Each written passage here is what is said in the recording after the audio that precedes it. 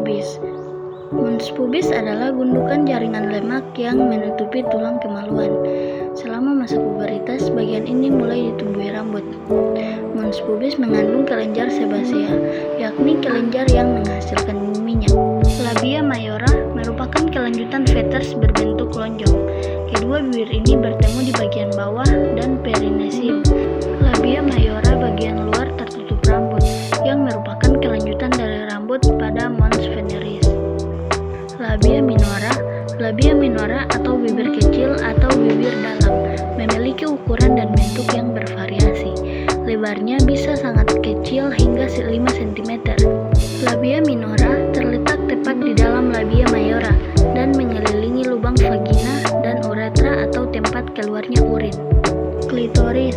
Kedua bagian labia minora bertemu pada klitoris, yakni tonjolan kecil dan sensitif yang sepadan dengan penis pada pria.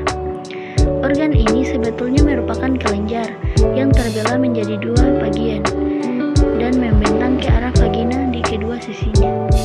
Kelenjar Bartholin. Kelenjar Bartholin terletak di kedua sisi lubang vagina. Saat dirangsang, kelenjar Bartholin mengeluarkan cairan kental yang berfungsi sebagai pelumas saat berhubungan intim. Himen atau selaput darah. Tak semua wanita memiliki selaput darah. Bila ada, ini merupakan jaringan tipis halus yang umumnya menutupi sebagian lubang vagina.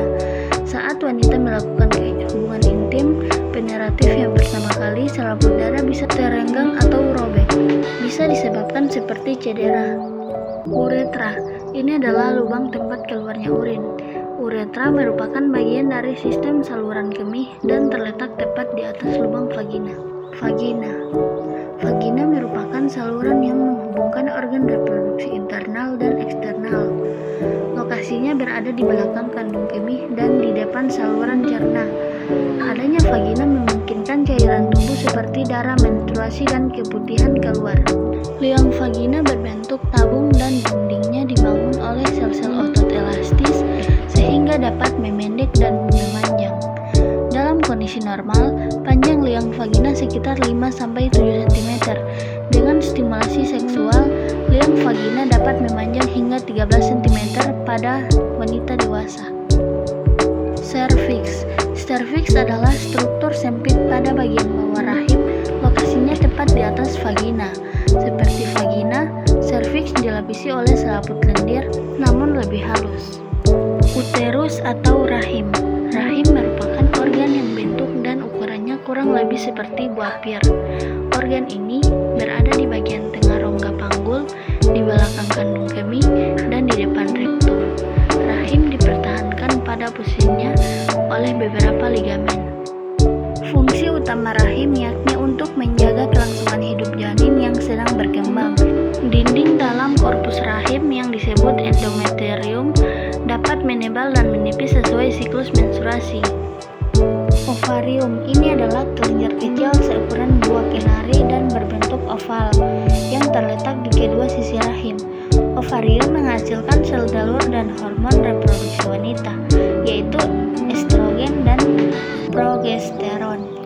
Tuba Fallopi. Tuba Fallopi adalah tabung sempit yang menempel pada bagian atas rahim dan berfungsi sebagai jalur bagi ovum atau sel telur untuk bergerak dari ovarium ke rahim.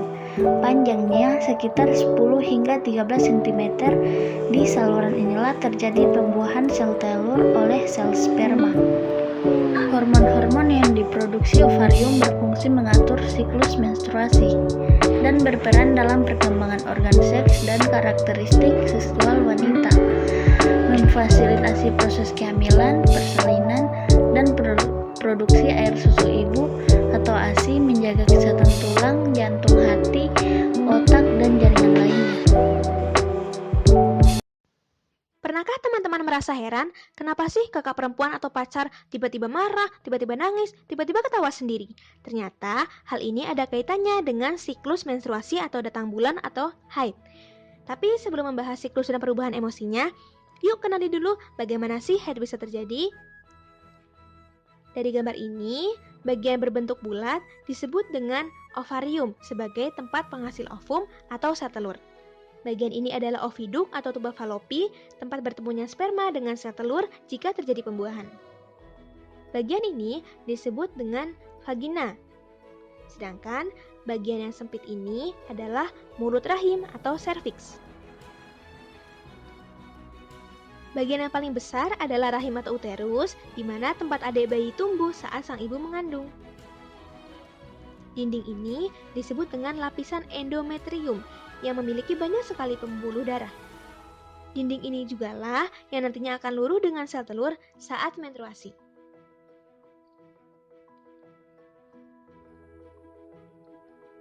Sel telur yang dihasilkan ovarium akan berjalan melalui tuba falopi. Jika bertemu dengan sperma setelah berhubungan seksual, maka akan menjadi zigot atau calon bayi. Sedangkan jika tidak dibuahi oleh sel sperma, maka sel telur akan terus berjalan ke rahim. Ovum akan menempel di endometrium dan pada saat rahim berkontraksi akan luruh bersama dengan dinding endometrium yang mengandung banyak sekali pembuluh darah.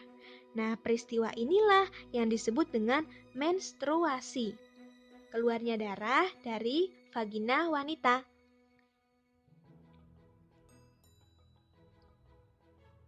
Darah yang dikeluarkan saat menstruasi berkisar antara 20 sampai 60 ml atau 20 sampai 60 cc dengan lama menstruasi sekitar 2 sampai 7 hari. Terdapat 4 fase pada menstruasi, yaitu mens, fase folikular, ovulasi, luteal atau pramenstruasi.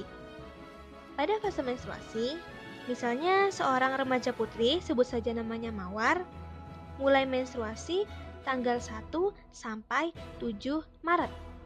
Mulai tanggal 1, 2,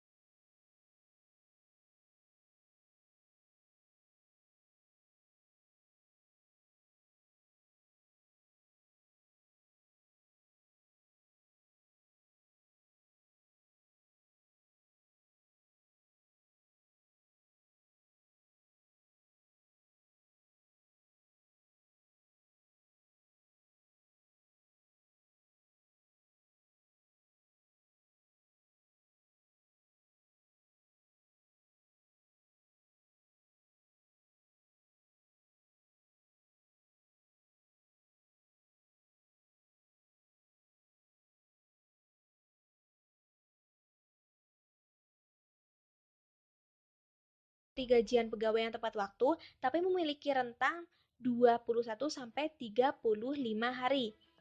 Dikatakan tidak normal jika dalam 3 periode berturut-turut haidnya menyimpang dari 21 sampai 35 hari. Misalkan saja, Mawar haid tanggal 1 Maret dan haid lagi tanggal 29 Maret. Berarti siklusnya 28 hari yang tergolong normal. Melanjut di bulan selanjutnya, misal tadi haid 1 Maret, tapi haid laginya tanggal 5 Mei. Berarti rentan waktunya 37 hari. Artinya, tidak memasuki antara 21 sampai 35. Tidak normal. Tapi belum selesai. Misal menstruasi lagi tanggal 30 Mei. Berarti dari siklus sebelumnya 30 Mei terhitung 25 hari. Nah, 25 hari itu terhitunglah normal kembali. Kesimpulannya, siklus Mawar masih termasuk normal karena hanya 1 kali tidak sesuai. Tapi dikatakan tidak normal jika 3 periode berturut-turut menyimpang. Lalu, ada loh agenda penting para remaja putri selain mengganti pembalut minimal 3 kali sehari. Salah satunya membuat kalender menstruasi agar mengetahui apakah siklusnya normal. Bagi penderita dismenor atau nyeri saat haid, bisa mengompres bagian rahim atau perut dengan air hangat yang dimasukkan ke dalam botol. Tentunya berolahraga jangan ketinggalan untuk menjaga keseimbangan hormon dan menjaga kelancaran aliran darah setidaknya 20 menit berjalan dalam 1 hari. Konsumsi makanan bergizi seimbang yang mengandung karbohidrat, sayur, vitamin, lauk pauk, terutama makanan yang kaya akan zat besi agar regenerasi sel darah merah lebih lancar serta terhindar dari anemia. Lalu istirahat cukup selama 6 jam per hari dan menenangkan diri agar tidak stres, karena stres akan menghambat proses siklus menstruasi. Tentunya menghindari konsumsi makanan atau minuman yang mengganggu metabolisme tubuh seperti rokok dan alkohol. Jika ada keluhan mengenai siklus menstruasi, segerakan periksa ke dokter atau orang tua agar mendapat solusi yang